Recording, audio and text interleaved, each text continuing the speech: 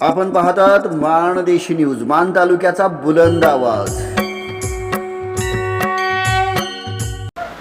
पत्नीकडून अभियंता पतीचा खून. कराडमधील धक्कादायक घटना. कराड पोलिसांकडून 12 तासामध्ये गुन्ह्याचा पर्दाफाश.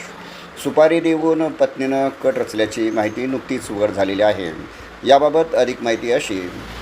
येथील सुपर मार्केट कराड परिसरात असणाऱ्या यशवंतराव चव्हाण बहुउद्देशीय हॉलसमोरील रस्त्याच्या कडेला घडलेला अपघात हा अपघात नसून पत्नी व मेहुणीनेच घात करून खून केल्याची घटना पोलिसांच्या नजरेस आली आणि 12 तासात पोलिसांनी घटना उघड केली.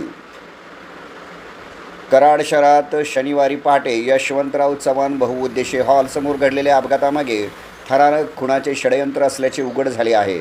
जलसंपदा विभागातील अभियंता मृत्यूला सुरुवातीला अपघाताचे स्वरूप दिसत असले तरी मात्र हा अपघात नसून खून असल्याचं नुकतेच उघड झालेले आहे. या प्रकरणाचा पर्दाफाश नुकताच झालेला. या खुनामागे मृताची पत्नी व मेहुणा असल्याचे निष्पन्न झाले असून पतीच्या हत्येसाठी सुपारी दिल्याची धक्कादायक माहिती समोर आलेली आहे.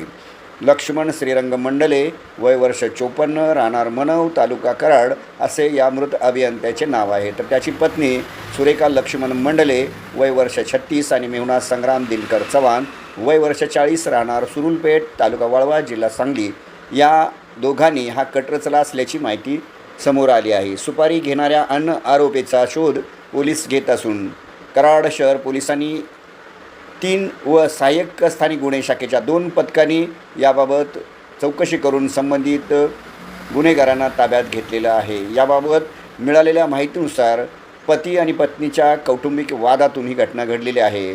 पती लक्ष्मण मंडले व पत्नी सुरेखा यांच्यामध्ये वारंवार वाद होते आणि या वादातूनच तिने भावाच्या मदतीनं हा कट केला असल्याचं उघड झालेलं आहे. मुंबई येथे जाऊन त्यांनी काही व्यक्ती संपर्क साधला आणि सुपारी दिली असं यामध्ये निष्पन्न झालेलं आहे आणि यानंतर या घटनेचा उलगडा झालेला आहे. आपण पाहतात माणदेशी न्यूज.